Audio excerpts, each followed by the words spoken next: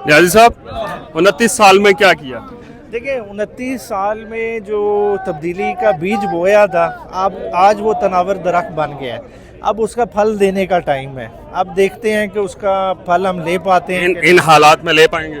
देखिए इन हालात में देखिए तदबीर तो करनी पड़ेगी, ठीक है, और थोड़ा सा देखिए रवैयों में तब्दीली लानी पड़ेगी, अपनी गलतियों का भी अहाता करना पड़ेगा और दूसरों की जो गलतियां हैं कुछ पे दरगुजर करना पड़ेगा और कुछ पे उनको पूरा हिसाब लेना पड़ेगा। गुज़श्ता रोज़ जनरल रिटायर्ड अब्दुल क़य्यूम ने कहा कि इमरान खान अपने जो कारकुनान हैं उनको कहें कि वो सोशल मीडिया के ऊपर इंडिया के खिलाफ ऐलान जंग करें।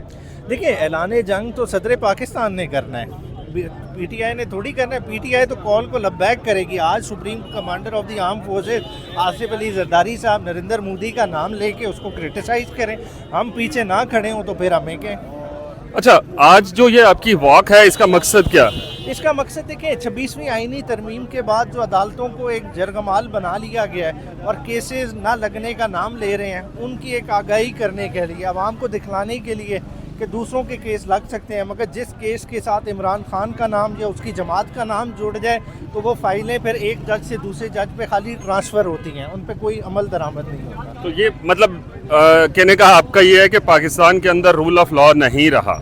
100%। देखिए रूल ऑफ लॉ होता तो आज हम इतनी तनज़ली की पोजीशन में होते कि हमें हजीमत का हर महाज पे सामना करना पड़ा है। जो जिसका काम है उसी को साझे, अदलिया को उसका काम करने दें, जो बाकी इदारों का काम है वो भरपूर तरीके से वो काम करें तो पाकिस्तान बेहतर राह पे जा सकता है। बहुत शुक्रिया अली भाई, आप जीते हुए थे और फिर हार गए। यार बात यह है कि आपको भी पता है जीते हुए थे, सारे दुनिया को पता जीते हुए थे, 50,000 वोट से जीत के रात को गए और सुबह 9 बजे के जो 9 तारीख का जो रिज़ल्ट था वो चेंज किया गया और अल्हम्दुलिल्लाह आज भी लोग हकीकी हमें नहीं कह के भी बुलाते हैं, सारे फंक्शन में भी बुलाते हैं। जो चोर रस्तों से आए, जो झूठे हलफ कुरान उठा के ये आपको नज़र आए स्क्रीन में। सर आपने आप 29 साल हो गए पाकिस्तान तहरीक इंसाफ को, क्या समझते हैं कौन सी ऐसी अचीवमेंट्स हैं जो गिनवाई जा सकें? देखिए जी, सबसे बड़ी अचीवमेंट तो ये है कि रूल ऑफ लॉ की, सुपरमेसी ऑफ कॉन्स्टिट्यूशन की जो बात की वो तहरीक इंसाफ ने की, इससे पहले किसी ने नहीं की। इससे पहले किसी ने रोटी कपड़ा और मकान की बात की, किसी ने कहा डिक्टेशन नहीं मानता हूँ, लेकिन अल्टीमेटली सारे के सारों के सारे स्लोगन दफन हो गए।